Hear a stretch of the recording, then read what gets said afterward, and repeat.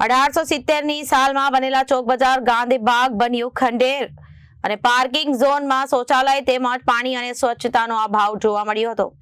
ગાર્ડનમાં બાઇક ચાલકોનો આતંક પણ સામે આવ્યો છે। મોર્નિંગ વોક પર આવતા વડીલો લાચાર બન્યા છે। મહાનગરપાલિકા તેમજ ગાર્ડન વિભાગના અધિકારીઓની કામગીરી પર આક્ષેપો કરવામાં આવ્યા છે। હવે જોવું રહ્યું છે કે મહાનગરપાલિકાના તેમજ ગાર્ડન વિભાગના અધિકારીઓ આ પ્રશ્ન પર શું કાર્યવાહી કરે છે।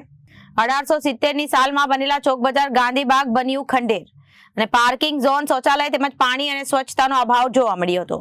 ગાર્ડનમાં બાઇક ચાલકોનો આતંક સામે આવ્યો છે। મોર્નિંગ પર આવતા વડીલો અને મોર્નિંગ વોક પર આવતા વડીલો લાચાર બન્યા છે। મહાનગરપાલિકા તેમજ ગાર્ડન વિભાગ પર આક્ષેપો કરવામાં આવ્યો છે। હવે ક્યારે આ લોકો આવા તત્વો વિરુદ્ધ કાર્યવાહી કરશે તે જોવું રહ્યું છે।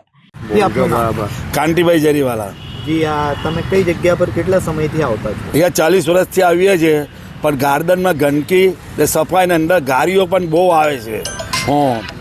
ડાબાઓ છે, કોઈ જ્યારે કહેવા જાય તો બધા બહાર પીરે બધા હાટે, એટલે બીજા બધા જે સભ્યો હોય છે સવારે તે લોકો એમ જ કહે કે ભાઈ બહાર પીરે છે, એટલે કોઈને કંઈ બોલાવ્યું વોચમેન બી બોલી નથી શકતો અહીંયાનો।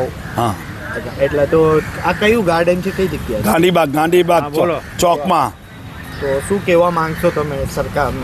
સરકાર ભાઈ ચોખ્ખાઈ જોઈએ, આના માટે ચોખ્ખાઈ જોઈએ ને અહીંયા ગાર્ડનનું કંઈ આટલું સારું ગાર્ડન છે એને ડેવલપ કરો। ટોયલેટની વ્યવસ્થા જોઈએ, ટોયલેટ બાથરૂમની વ્યવસ્થા જોઈએ સારી રીતે। આ તો કોઈનું કંઈ ધ્યાન જ નથી આવતું અહીંયા તો। અચ્છા, અહીંયા કેટલા વડીલો આવે છે સવારે? સવારે ઘણા વડીલો આવે છે। હા, પણ ગંદકીના લીધે હવે લોકો આવતા ઓછા થઈ ગયા છે।